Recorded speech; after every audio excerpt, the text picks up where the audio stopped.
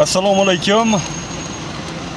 Qadr bilan qadrdonlarim, mening aziz aka-ukalarim, opa-singillarim, tanijoninglar sog'mi?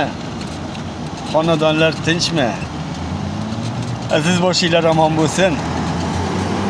Azizlar, hozirgi mehr-oqibat bilan bolalikdagi mehr-oqibat ikkalasi ancha farq qilar ekan bir-biridan.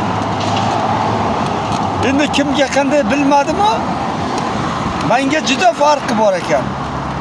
Hozir o'ylab ko'rsam haqiqatan ham bor, hozir ham oqibat bor, mehr-oqibat bor, lekin bolalikdagidek emas. Bolalikdagidek emas hech qachon.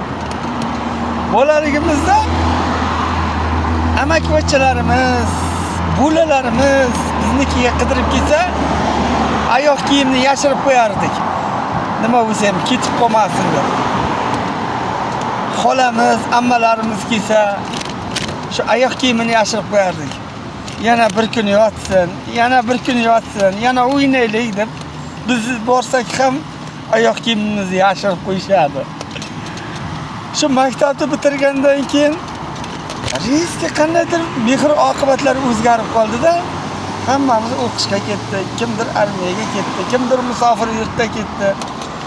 Qarang, hozirgi kunda yo'q unaqa mehr-oqibat. Ana endi azizlar, kommentariga kutib qolaman. Kimni bolaligida mana shunaqa qarindoshlar kelganda oyoq kiyimlarini yashirib qo'ygan hodisa yuz berganmi? Kommentariga yozasizlar do'stlar.